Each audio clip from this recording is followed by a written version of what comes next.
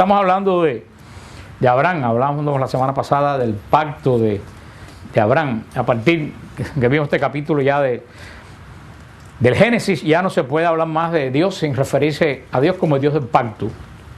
A partir de aquí, todo el Antiguo Testamento, Dios se va a referir a todos los hombres que habla. Yo soy el Dios de Abraham, el Dios de Isaac, el Dios de Jacob. Yo soy el Dios del pacto. Eso es lo primero que tenemos que tener en claro. Dios no es Dios de promesas, Dios es Dios de pacto.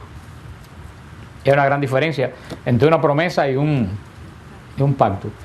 Una promesa, que es lo que estamos acostumbrados nosotros a hacer, es, yo diría, en el buen sentido de la palabra, un poco de chantaje a Dios, chantaje que a Dios no le interesa. Yo te doy tal cosa si tú me das lo otro. ¿Qué tú le vas a dar a Dios? Ella te lleva un ramo de flores a la mitad de la caridad. A la Virgen no le hace falta tus flores. Ella tiene todas las flores. Qué sé yo, te prende una vela, tiene la galaxia. A Dios no le hace falta una. O sea, Dios, nosotros decimos, una promesa es algo que tú dices que voy a hacer, pero si primero te dan. Un pacto no. Un pacto es, yo desde ahora comienzo a dar en la seguridad que después tú me bendices. Eso es lo que es un pacto. Por eso cuando vamos al monasterio en diciembre, cuando se hace el pacto no, yo me comprometo con el Señor, no para cuando Él me lo dé, sino para comenzarlo a darlo desde ahora, con la seguridad que en el momento de Él lo va a dar. Dios, a partir de ahí, Dios no promete a Abraham, Dios hace un pacto. Y Dios empieza ya a bendecir a Abraham desde el momento en que se compromete. Y bendecirá a quien te bendiga, maldeciré a quien te bendiga. Y el segundo pasaje más importante del Génesis. ¿Cuál es el primer pasaje más importante de Génesis? Pondré enemistad entre ti y la mujer, entre su simiente y la tuya. El segundo versículo más importante de la Biblia es del Génesis, es el que le da el Señor a Abraham: en ti serán benditas todas las naciones de la tierra. Ese es el segundo versículo más importante del Génesis. Abraham es bendecido no solo en él, sino bendecido en todas las naciones de la tierra. El pacto que Dios hace con Abraham es más importante que el pacto que va a hacer Dios con Moisés en el Sinaí.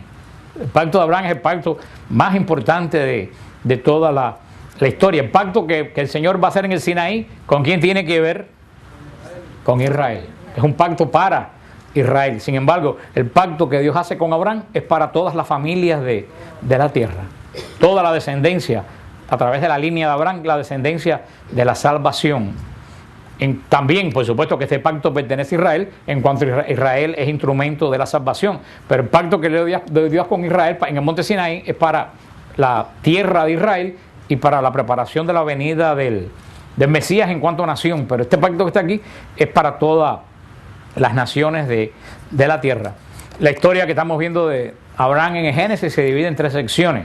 Del capítulo 12 que vimos al capítulo 14 es la vida, testimonio público de Abraham y el llamado de Dios a Abraham. Sabemos cómo nos dice cómo Abraham vivía, cómo Abraham dejó todo lo que tenía, es el testimonio de Abraham, y cómo Dios llama personalmente a Abraham. Después del capítulo 15 al 21 es el caminar de Dios con Abraham, es ese caminar día a día de Dios con Abraham, donde Dios va enseñando a Abraham a conocer la esencia, a conocer el alma de Dios.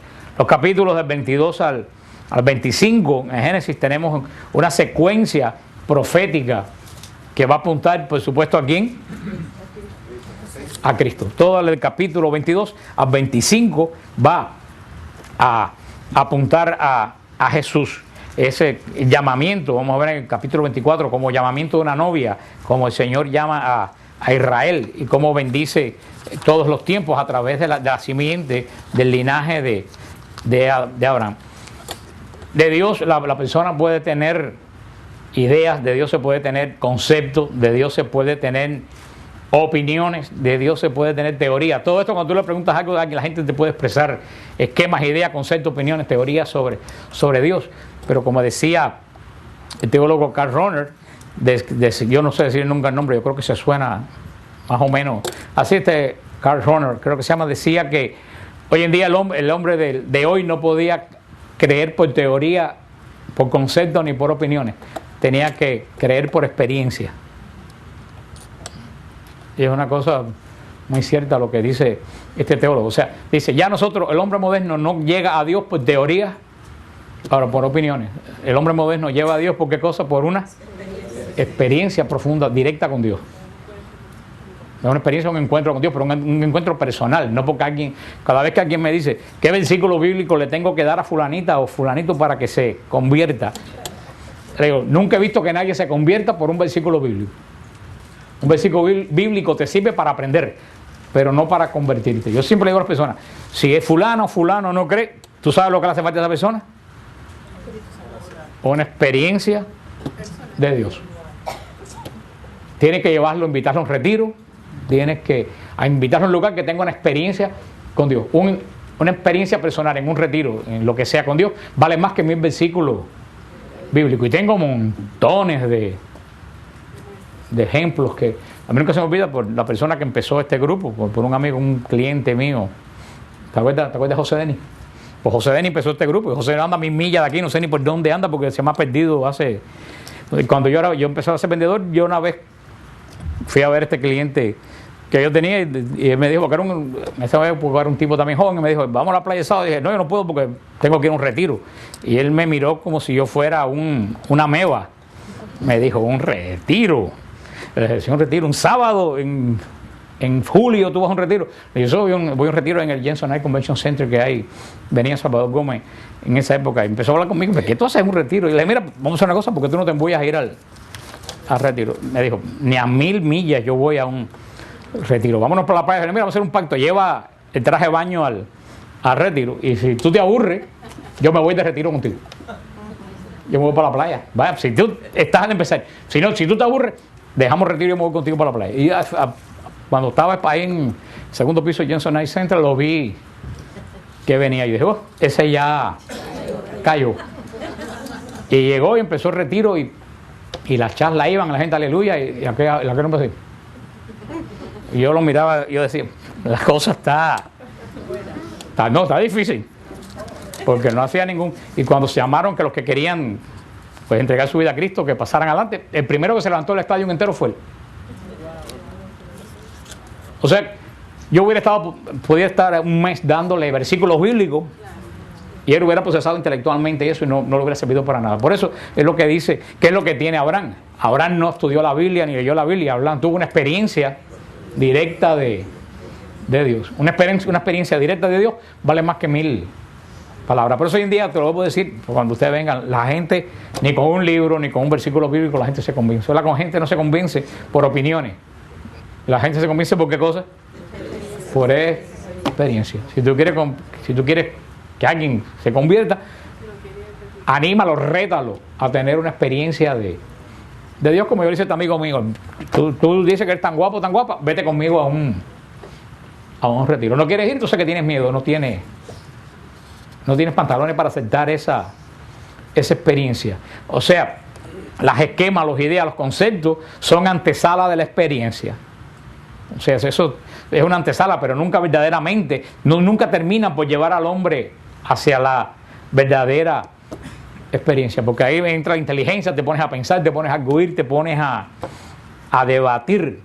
Abraham es un hombre que tiene fe, ¿por de dónde le surge la fe de Abraham? De la experiencia de Dios. Abraham tiene una profunda experiencia de Dios. Lo que, como decía un teólogo, tiene una fe firme y recia. La fe que viene de experiencia es una fe firme. La fe que viene por conocimiento es una fe que siempre la están retando. Porque apareció este conocimiento, porque apareció aquel que me dijo tal cosa que me dejó pensando. La fe que sale de una experiencia, nada te la puede... Y eso es lo que el Santo Padre ha llamado todo este tiempo, que los católicos tenemos verdaderamente que tener una experiencia personal de Dios. Porque si tú no tienes una experiencia personal de Dios, no puedes expresar una fe colectiva. Como hemos visto en el capítulo 12 de Génesis, Abraham, cuando tiene esa experiencia de fe, es capaz de sacrificar todo su pasado inclusive sus hasta en pasado, por Dios. Inclusive no está dispuesto a sacrificar no solo el pasado, sino está dispuesto a sacrificar el futuro. Porque no tiene ninguna idea qué cosa es lo que el futuro le esperaba. Abraham es el hombre abierto a Dios, que sabe que Dios tiene mucho misterio para el hombre. Yo creo que eso es lo principal que tenemos que pensar nosotros. Que Dios, ¿qué cosa es? Misterio. Hoy en día, para Abraham Dios era un misterio. ¿Qué sabía Abraham de Dios? Nada. Nada más que le dijo, deja lo que tienes y sígueme. Abraham no sabía nada. Nosotros sabemos 1.000.000 de veces más de Dios que Abraham. Abraham es un hombre que sabía que Dios tiene mucho misterio. Cuando Dios es un Dios de misterio, tú no intentas controlar ni dominar a Dios. Cuando nosotros creemos que conocemos a Dios, ¿qué es lo que empezamos a tratar de controlarlo o de manipularlo? ¿Te acuerdas lo que el padre Francesco les decía? Que Satanás hizo lo que hizo porque entendió mal a Dios. No sé si ustedes fueron a ese retiro que lo explicó. Él dijo, Satanás pensó que había entendido a Dios, y como pensó que había entendido a Dios, dijo, eso es Dios, yo puedo ser como Él. Pero inclusive Satanás, siendo un ángel perfecto, no se dio cuenta que ni siquiera Él conocía la profundidad de Él. Y eso es lo que nos pasa a nosotros. Cuando nosotros pensamos que entendemos a Dios, lo queremos manipular. Cuando yo digo, Dios es más o menos como yo, entonces le digo, mira, ok, yo te voy a regalar un ramo de flores si tú me concedes la lotería. Más negocio es. O sea, empezamos a querer manipular a Dios con promesas en vez de andar ¿en qué? En fe. Pero ¿en fe que se traduce en qué? Alguien lo dijo por ahí. Pacto. En pacto, porque si tú tienes fe y tú no concretas, la fe también se puede quedar en algo intelectual. La fe que tú tienes que aterrizarla, tienes que concretarla en algo. Por eso nosotros siempre recomendamos a las personas no hacer promesas, sino hacer ¿qué cosa? Además que las promesas casi nunca se cumplen. Porque después que Dios te dio lo que tú querías, entonces empieza, Padre, ¿usted cree que me pueda cambiar la promesa? Porque, cuando estaba con el agua aquí, fuiste capaz de hacerla, pero ahora que ya tienes, mi hermano, no hagas promesa. Yo no creo que Dios es Dios de promesa. ¿Dios es Dios de qué? Pacto, de realidades. Y es lo que tal les decía esto que estaba leyendo, que decía, este Dios de nosotros decía 3 cosas, es inquietante, molesto e incómodo. Decía que nuestro Dios es inquietante, molesto e incómodo. Dice, porque nunca sabemos por dónde sale ni por dónde se va a ir. Usualmente tú piensas una cosa y Dios te sale con otra totalmente diferente, que para ti es incómodo. Porque nosotros queremos tener las cosas preconcebidas, y el Señor mismo lo dice. Mis caminos no son. Hay un arzobispo ortodoxo que decía, anclar nuestra mente en una gracia pasada es perderse las gracias futuras. Eso es tremendo. Él decía, anclar nuestra mente en una gracia pasada es perder las gracias futuras. Hay gente que vive continuamente anclada en gracias que ya pasaron. No, la gracia que pasó, recibe y sigue. ¿Esperando qué cosa? Teniendo la meta ¿dónde? En las gracias futuras. Seguía diciendo, el Dios que conocí ayer no será necesariamente el que se me revelará mañana. No te alimentes de memorias. Las memorias están muertas, mientras que Dios no es Dios de muertos, sino de vivos. ¿Cuánta gente se alimenta de memoria? Y las memorias están. Gracias a Dios, el Señor me dio esa gracia. Yo no vivo en el pasado. Para mí el pasado, ni me acuerdo. Pasó. Y es lo que dice. Las memorias están muertas. Y nuestro Dios no es Dios de muertos. Nuestro Dios es Dios. Seguía diciendo el arzobispo. Dios es eternamente nuevo. Acércate a Él dispuesto a ser sorprendido. La persona que Dios no lo sorprende todos los días, yo creo que verdaderamente no conoce a Dios. Sigue diciendo, acércate a Él dispuesto a ser sorprendido. Convéncete de que no le conoces y de que puede traer hoy un rostro distinto del que tú te imaginas. No pongas en lugar de Dios la imagen de Dios que tú te has elaborado en el pasado. Eso se llama idolatría espiritual. ¿Y otro lo que dice? No pongas en lugar de Dios la imagen que tú te creaste de Dios hace un año. Dice, eso es idolatría espiritual. ¿Por qué? Porque Dios se revela siempre nuevo. Cuando tú sabes un concepto de Dios y te quedas ahí, te pierdes que Dios se muestra en diferentes. Dios se muestra todos los días de una forma, por lo menos el Dios que yo conozco a mí, todos los días se me revela de una forma totalmente diferente. Y tú piensas que conoces a Dios y mañana te sale de otra forma que tú dices, wow. Y decía, repitan esta oración: Señor, líbrame de todos los conceptos pasados que me he formado de ti. Decía, tienen que repetir esta oración: Señor, líbrame de todos los conceptos pasados que me he formado de ti. Eso se llama vivir en el Espíritu. Para fortalecer la fe de Abraham, Dios empleó dos medios para fortalecer esa fe de Abraham. El primer medio, se le reveló de manera personal. Y segundo, puso en acción la fe de Abraham. O sea, Dios se revela, Dios crecer la fe de Abraham de dos formas. Primero, se revela de manera personal. Y segunda, pone la fe de Abraham como en acción. Le dije, primero, se revela de manera personal. Y segunda, pone la fe de Abraham ¿dónde? ¿Cómo pone la fe de Abraham en acción? A través de situaciones donde iba a tener que ejercitar la fe. O sea, Dios puso la fe de Abraham en acción, poniéndole circunstancias donde él tiene que, ¿qué cosa? Ejercitar la fe.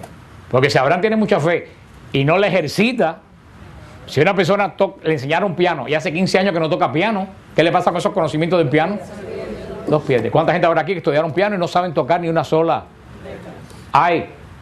Abraham tiene la fe que cuando Dios se le manifiesta, tenemos Dios habló con Abraham, Dios hizo un pacto con Abraham, vio pasar la llama entre los animales quebrantados, pero ahí no puede quedarse la cosa, porque si la fe se queda ahí, a los 15 años que hubiera pasado, Abraham se hubiera olvidado de la fe. Ahora Abraham tiene que, ¿qué cosa?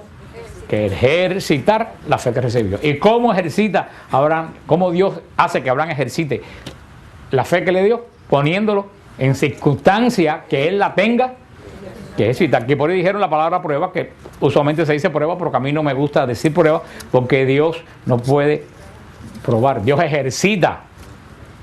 Es lo mismo que le llaman prueba, pero me gusta decirlo de otra. Porque a prueba suena como que, te voy a hacerla pasar negra. Ese no es el objetivo. Voy a darte la oportunidad de que esa fe no se duerma, que esa fe siempre la tenga. Ejercitándola a través de circunstancias que ocurren en nuestra vida. Como Abraham, uno de los primeros ejercicios de la fe de Abraham, cuando tuvo que dejar todo y seguirlo. Vamos a ver cuando le pide a su hijo Isaac. A través de todo eso, cuando Sara es estéril. Todo eso es lo que hace que la fe de Abraham se ejercite. Y por eso hay muchas características a lo mejor en nuestra vida que nosotros pensamos que son cosas malas que nos pasan. Y lo que sucede, ¿qué cosa es? Que Dios está ejercitando nuestra fe. Y si no aceptas, nos mantiene en forma espiritual. Y si no aceptas tú ese ejercicio, prepárate que vendrá otro más fuerte. Y si te quedas por la mitad del camino, pues entonces Dios se olvida del pacto que tiene contigo porque tú no cumpliste la parte tuya. Pero verdaderamente la fe, para hablar en el lenguaje que se puede entender, aunque no me gusta esa palabra, pero la fe siempre tiene que estar siendo puesta a prueba. Y mientras Dios más te ama, Dios prueba. No para molestarte, sino para que tu fe siempre esté viva. Porque solamente nosotros, pues, desafortunadamente, la naturaleza humana dañada por el pecado, solamente ejercita la fe cuando tenga una prueba. Cuando todo te va bien, chao. Es como esa gente que yo veo que cuando entran por la puerta del ministerio, digo, ahí viene un problema. Porque hace 3 años que no viene. Si se aparece ahora, problema.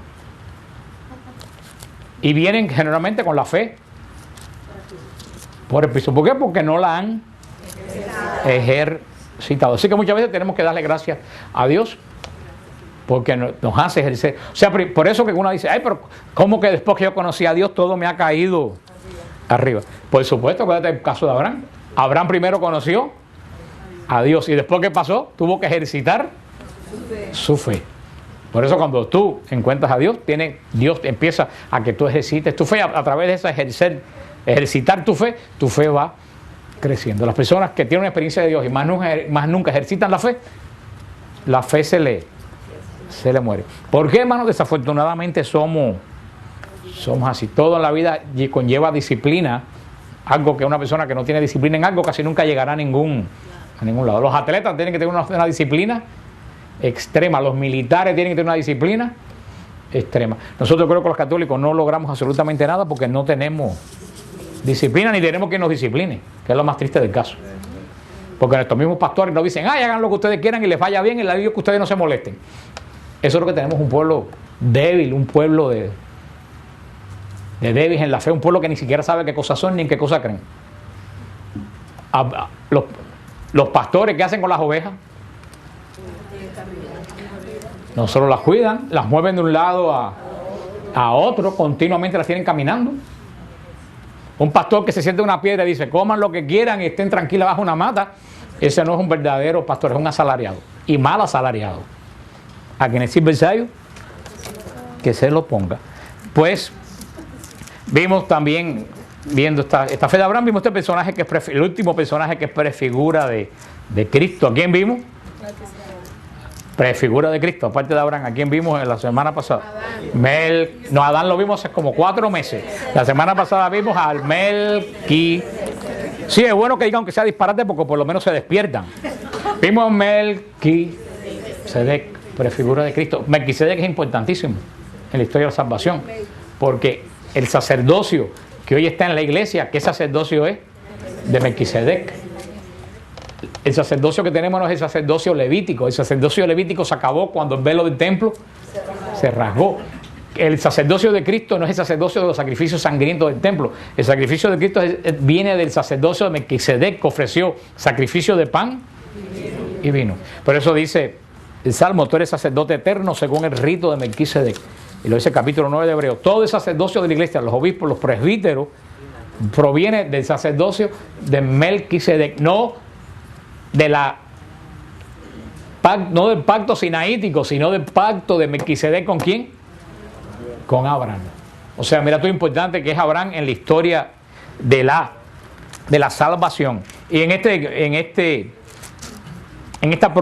alianza que vimos la semana pasada en el capítulo 15, pues Dios confirma y sella con Abraham esta alianza de bendición en ti.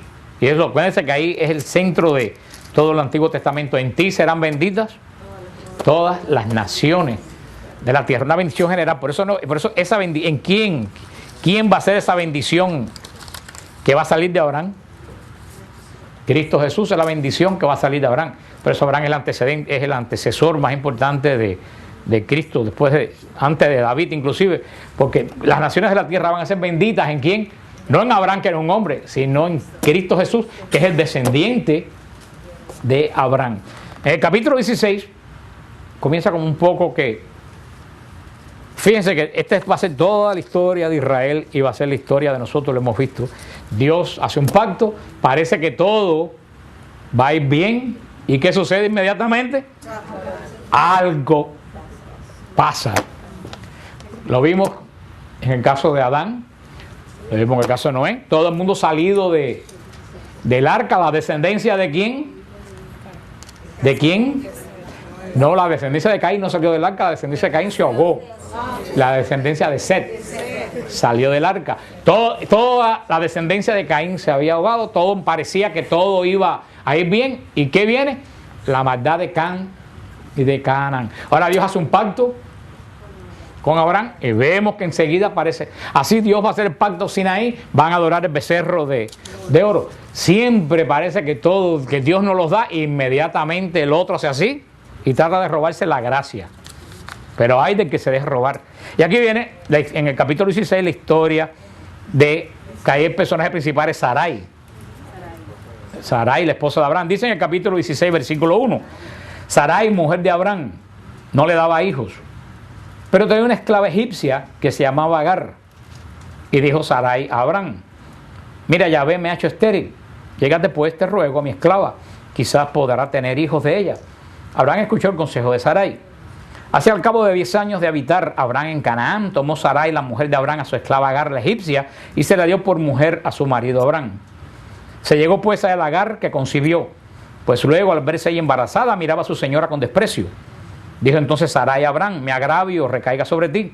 Yo puse mi esclava en tu seno, pero al verse ella embarazada, me mira con desprecio. Juzgue Yahvé entre nosotros dos. Respondió Abraham a Sarai: ahí tienes a tu esclava en tus manos, haz con ella como mejor te parezca.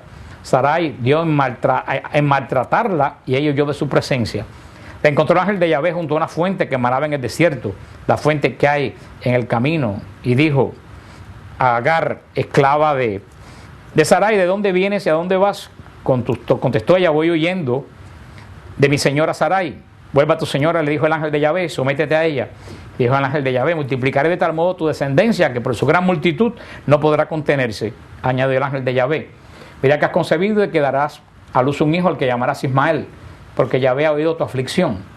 Será un onagro humano, su mano contra todos y la mano de todos contra él. Y enfrente de todos sus hermanos plantará su tienda. Dijo Agar a Yahvé, que le había hablado, el nombre de tú eres el Roy.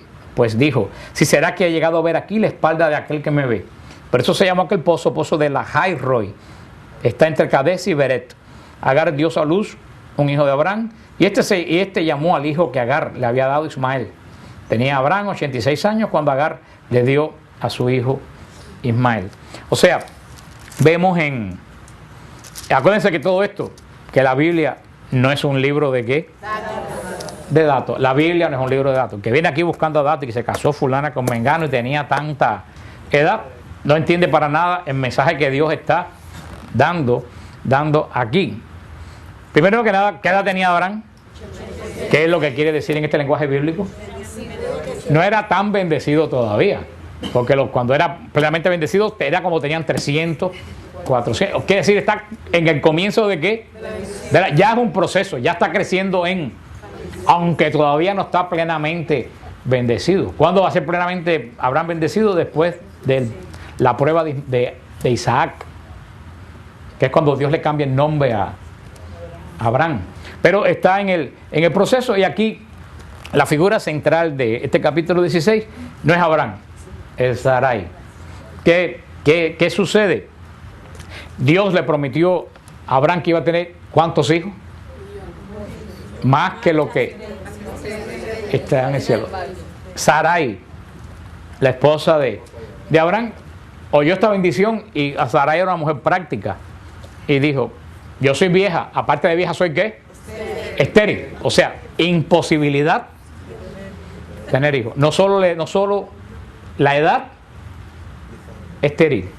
No hay, Dios, hay veces que nosotros vemos que las cosas en nuestra vida están difíciles, pero cuando las cosas en nuestra vida están difíciles es cuando Dios se va a glorificar.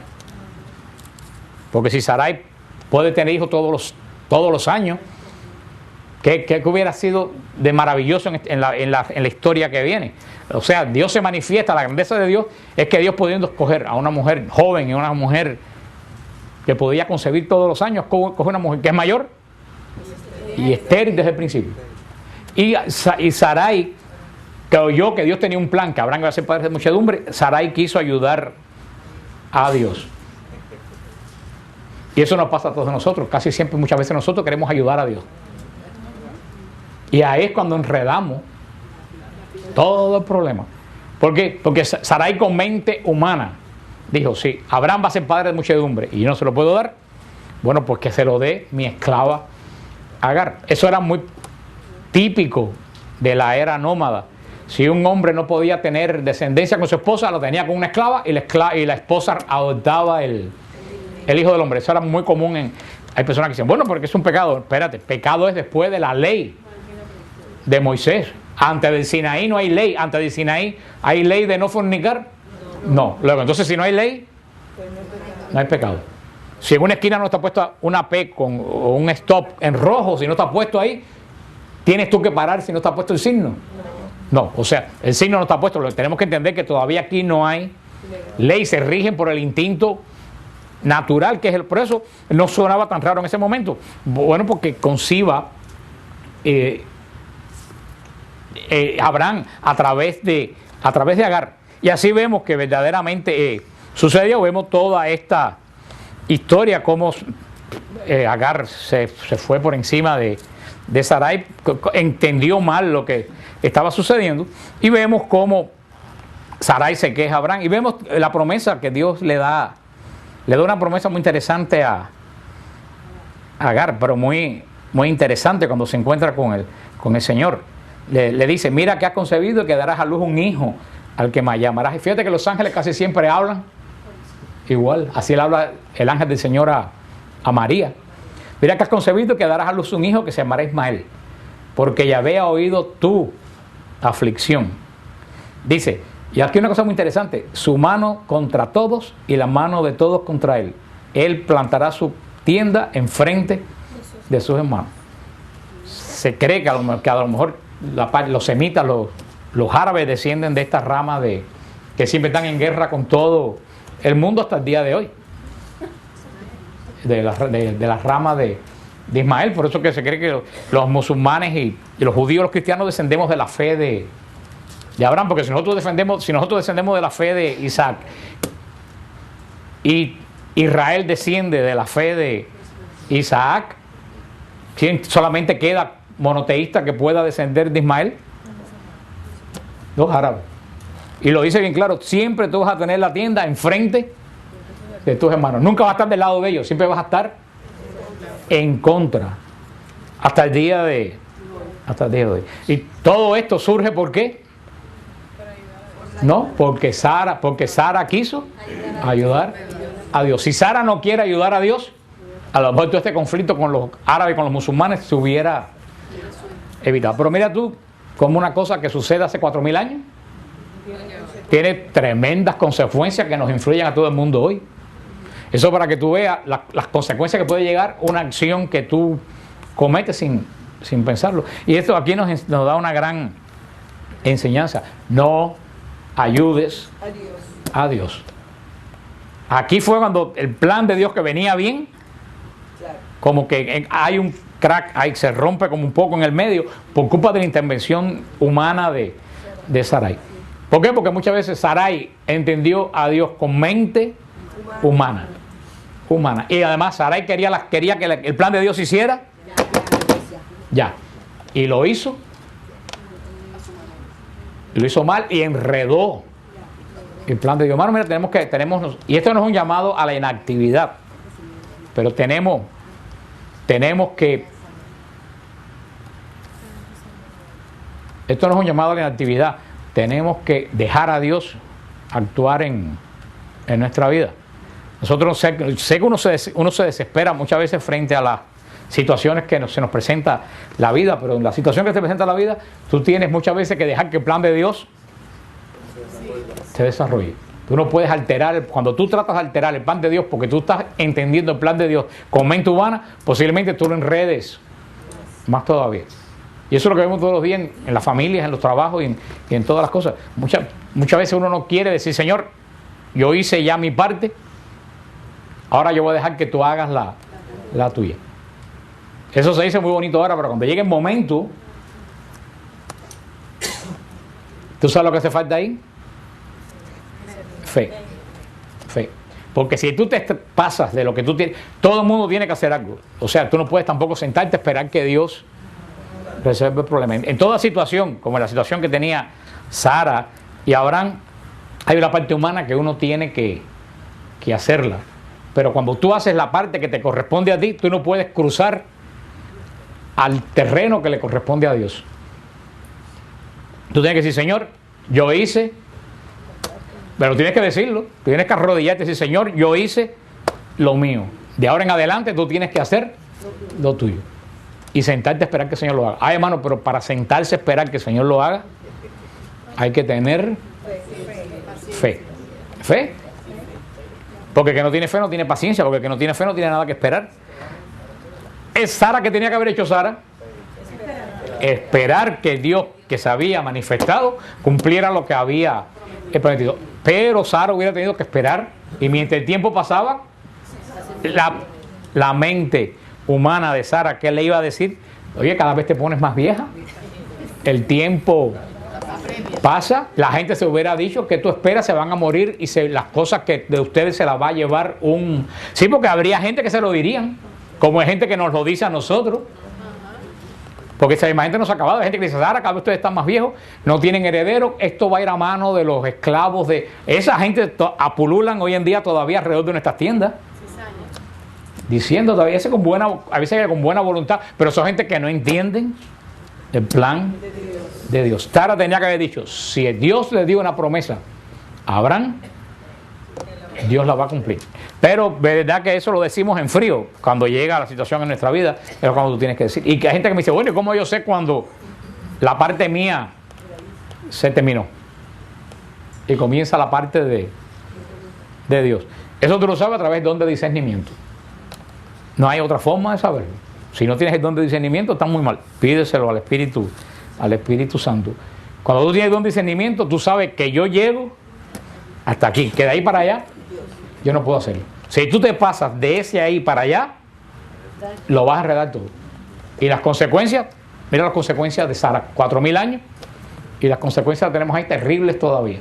Por querer, hermano, te lo repito un millón de veces, no quieras ayudar a Dios.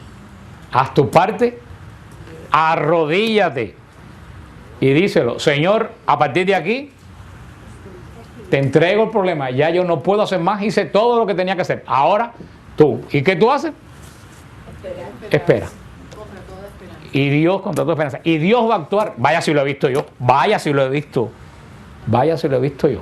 Cuando yo he querido meterme a ayudar a Dios, todo ha terminado como el enredo de Sarai. Para que tú veas como Dios hace la alianza, todo parece que va perfectamente bien y de buena primera. Todo. ¿Y eso? ¿Dios cumple su promesa? Sí, pero aquí la acaban de enredar. Lo que hubiera sido con menos dolor se convierte en una cosa dolorosa. Agar, un hijo perdido, cuánto dolor porque una persona no quiso esperar el plan de Dios y quiso las cosas ahora y rápida para salir. Hermano, por eso yo le dije que el Génesis, se lo dije en aquel retiro, el Génesis no es una cosa que pasó hace 10.000 años. Cada uno de nosotros tiene un Génesis. Se te van a presentar jardines del Edén, se te va a presentar arcas de Noé, se te van a presentar pacto con Dios, diluvios, vaya, si se van a presentar diluvios, se presentan momentos que tú tienes que esperar el pacto, caminar en fe, esperar el pacto y no dejar que nadie quiera darte sugerencias de cómo tú puedes salirte de la situación. Y terminando ya en el capítulo 17 es cuando aparece el signo de la alianza. Ahora hay una alianza, pero toda alianza tiene un signo. No hay alianza sin signo. Cuando lo hemos puesto montones de veces, el ejemplo cuando tú compras una casa. Cuando compras una casa, tú haces una alianza con el banco. Pero ¿cuál es el signo? El contrato. Es el signo. Tú guardas el contrato y lo guardas muy bien.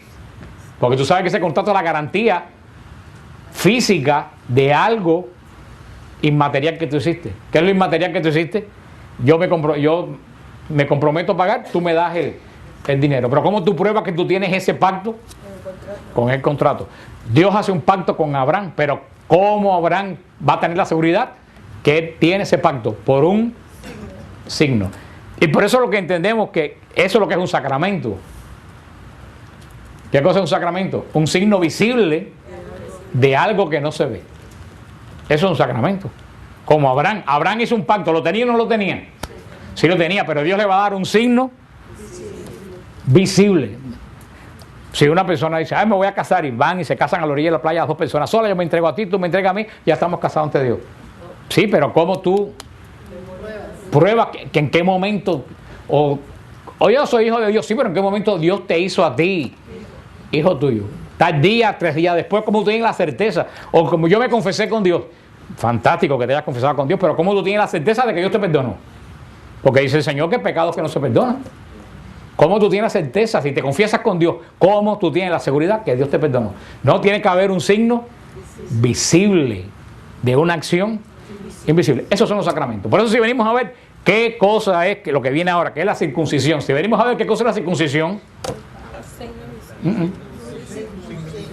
pero acabo de decir la palabra.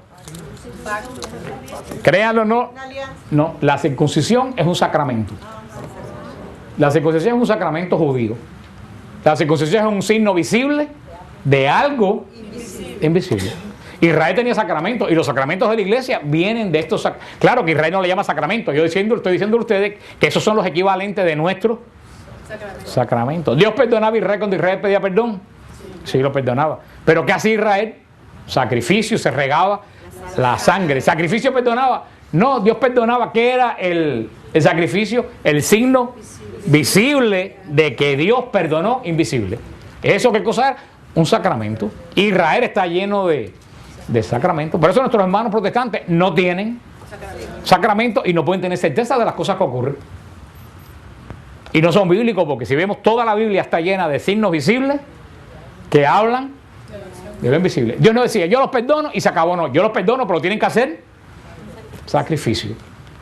Yo tengo un pacto con ustedes, pero tienen que entrar en el pacto a través de la circuncisión. Dios no tiene un pacto con Abraham. En ti van a ser bendecidas todas las naciones de la tierra. Sí, Dios hubiera podido quedar, bueno, pues ahora todo el mundo va a tener todo el mundo automáticamente tenía el pacto. No, Dios le dijo, solamente va a tener el pacto ¿quiénes? Los que se circunciden. O circunciden. Signos visibles de algo visible. Dios te lo da, es para todo, pero tú tienes que hacer algo tuyo para entrar en lo que Dios te va a dar. Y eso es lo que viene en el capítulo 17, que veremos la semana siguiente, cuando Abraham le pide un signo de esta alianza, porque Abraham no tenía ningún signo. Hasta ahora Dios se compromete de palabra y Dios le va a dar el signo de la alianza, de la primera alianza, que es la circuncisión. Después, eso lo vamos a ver la semana que viene. Después, nosotros vamos a tener un signo también de la alianza. Israel entraba al pacto de Dios a través de ¿qué? De la circuncisión. Nosotros entramos al pacto de Dios a través del bautismo. Ahora la gente dice, bueno, pero no hay que bautizarse de niños, si Dios es mi padre. Sí, pero espérate un momentito. ¿Todas las naciones van a ser benditas en Abraham, sí o no? Sí. Entonces, ¿para qué había que circuncidarse?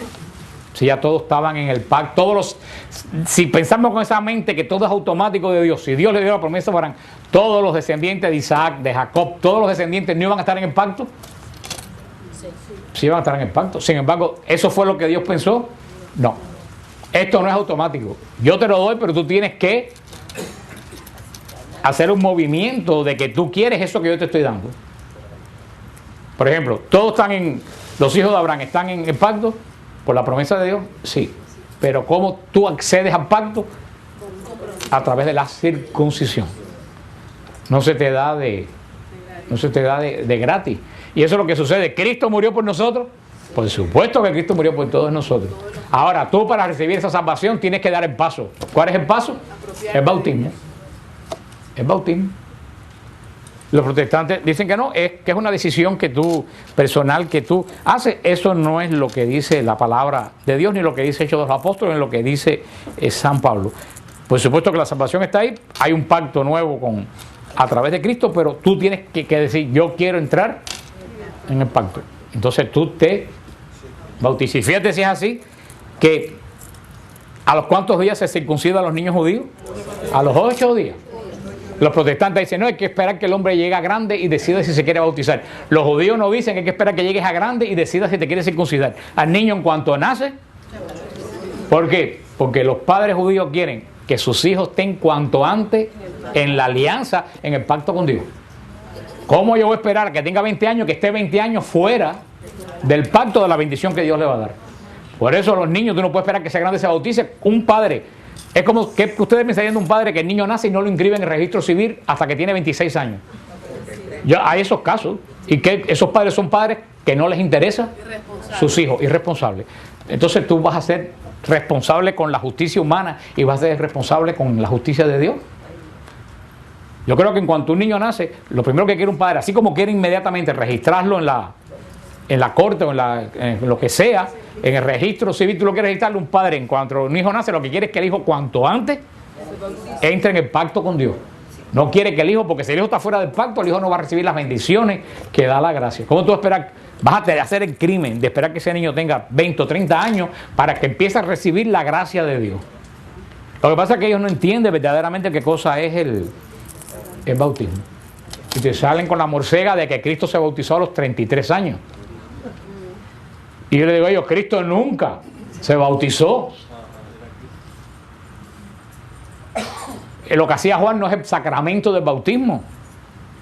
Juan hacía un rito judío, que hasta el día de hoy lo hacen. Cada vez que un judío se convierte, tiene que meterse en una poceta de agua, que simboliza el cambio, su intención de cambio de vida. Eso es lo que hacía Juan. Un rito que Israel conocía de cambio de vida. Por eso cuando venga Juan bautizando, ¿qué le dicen los fariseos? ¿Qué tú estás haciendo? No, ¿qué es lo que dice? ¿Con qué poder tú estás haciendo eso?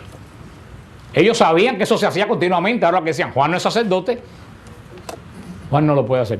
Pero no le explicó qué es lo que tú estás haciendo, sino con qué poder tú haces eso. Porque era un ritual que ellos conocían. Cristo nunca. Además, ¿para qué Cristo se va a hacer cristiano? ¿Alguien me puede explicar ese dilema?